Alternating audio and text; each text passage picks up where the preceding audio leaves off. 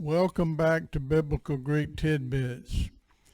The following question came to mind while reading the first chapter of the Gospel of Matthew, particularly verse 18. The question that came to mind was, is there a difference between the use of the conjunction pρίν by itself, a Greek word generally meaning before in English, and the use of πρίν followed by the subordinated conjunction e?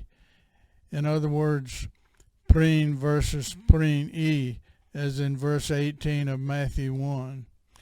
We'll first take a look at the references used for this presentation. Here's a list of references used for this presentation. If you want to take a closer look, please pause the video. The first occurrence of πρίν e in the Greek New Testament is found in Matthew 1 verse 18. Tu δε Ιησού Χριστού η γέννησες ουτός ειν, μνηστεύθησης της μητράς αυτού, Μαρίας τα Ιωσήφ, πρίν η συνελθειν αυτούς ευρέθη εν γαστρί έκουσα εκ πνεύματος Αγίου. This is taken from Matthew 1 verse 18 out of the Nestle Aland Greek text. See reference 1.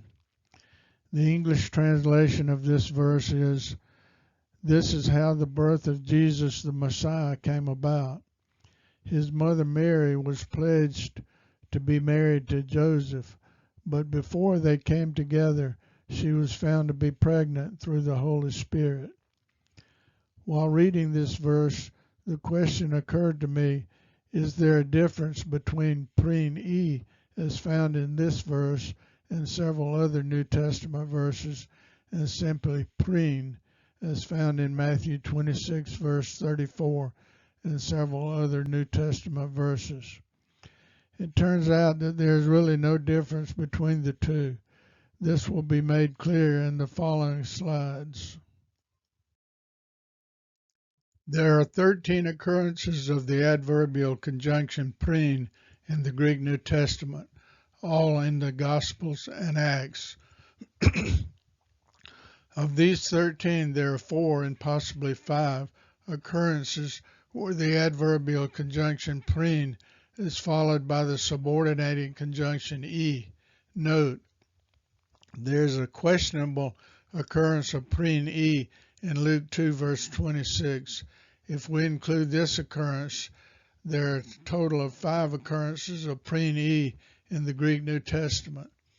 Several of these occurrences are from parallel passages dealing with Peter's denial of Jesus before the cock crowing. Mark 14 verse 30 and Luke 22 verse 61 are parallel passages to Matthew 26 verse 34. The question we are posing in this presentation is, does πρίν e mean anything different than simply πρίν? All the occurrences of πρίν in the Greek New Testament are listed on a slide below, including the occurrences of πρίν e. These were found using an Accordance Bible software search. See reference 2. We first take a look at some textual notes regarding the questionable occurrence of πρίν e in Luke 2 verse 26. From Appendix 4 of reference 1, we note that the use of square brackets around e means that the authenticity of the enclosed text is dubious. Note the entire phrase πρίν e on is supported by a second corrector of manuscript Aleph, correction from around the 7th century. There's manuscript support for 3 variants of this phrase. The variant phrase πρίν e is supported by 5th century codices A and D. The variant phrase πρίν on is supported by Codex B from the 4th century. The one-word variant phrase πρίν is supported by Codex W from the 4th and 5th century. Here's a list of all the occurrences of prín and prīn in the Greek New Testament. You may want to look up each one of these verses in your Greek New Testament.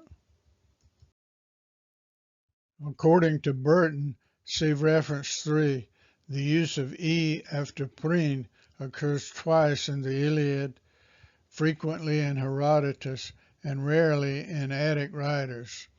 According to reference 4, we have literally an adverb of time before, formerly, then a marker of a point of time prior to another point of time before. Also, we have the following remark from Bedag, reference 4.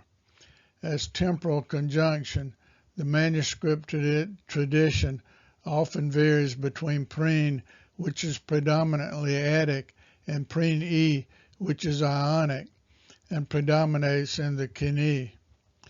It appears that all the uses cited above fall under this definition.